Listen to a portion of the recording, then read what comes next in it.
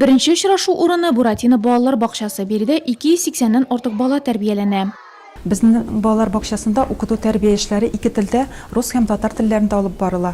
2 milliy turkimishli bolalar bog'chasida ikki davlat tilini o'rgatuvda Magarif ham fan ministrligi tomonidan taqdim etilgan o'qutuv metodik komplektlar qo'llanila.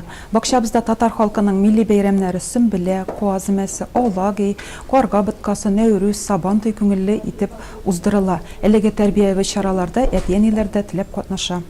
Шул bilimlerin sobilar kelgan qo'noqlarga ko'rsatirga tirishdi. Tatar tilida shi'rda, siylarda jurlarda boshqardi. Hunarlarga bag'ishlangan zaniyatida to'lisincha tugan tilda. Shafir ishi avval xalqqa bog'li, lekin kishilarga bikda foydali. Qozon, Shistoy, Yangi-Shishma, Shirmishan, Oqsubay, Alekseyevsk, Elki rayonlaridan kelgan qo'noqlar Nurlat gimnaziyasida to'xtaldi. O'qutuv prosessi rus tilida olib borilsa da, sinfdan tır zaniyatlarda bolalar tatar xalqini boy merosini o'zlashtira, tatar biyularini o'rana, tatar milliy kiyimlarini tegib dizaynerlik ustaligini tishini, tatar spektakllari o'ynay. Men tatar tilini bek yaratam. Uyda da, maktabda tatar tilida so'rasham. Biz har kuni repetitsiyalar qilamiz. Tatar tilini bek qat yaratamiz. Ani bilati bilan uyda bek motor etib сөйләшәбез. Men tatarcha spektakllarda o'ynarga yaratam. Maktab sahnasida qo'yilgan ko'rinish учреждениеда milliy o'z ongni saqlab qoluvda boshqarilgan keng qirli ishni oshib bera. Tili yo'qning millati yo'q degan tushunchani olg'a surib, o'quvchilar tugan tilda beshik jirin keli, ota-bobalarining urf-odatlarini bilib o'sa.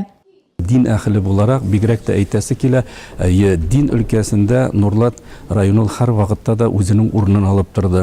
Shuluq masjidlari bilan bo'lsin, shuluq hazratlari bilan bo'lsin. Endi menda milliy masalaga kelganda da gimnaziyada bo'ldik. Men andagi bolalarning shig'ishlarini ko'rgachdan, u albatta ko'ngil betaraf tugil. Menda suyunasin, hali bu yuqorilirga jiyinmay, menda davomi bor. Chunki sobilardan olib yuqori sinflarga xatlik tatar tilida motor etib söylashib, shunday konsert programmalarini ko'rsatib, anglamalar, spektakllardan uzuklar ko'rsatib, bizning ijod shaxslarining shuluq To'qayning hamda tarixdan olgan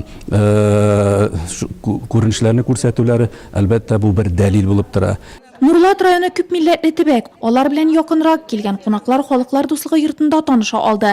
Shunga da tatar xalqining o'sish strategiyasini borlaganda bu faktorni hisobga olib, bek o'rinli deb kelisha chorada qatnashuvchilar.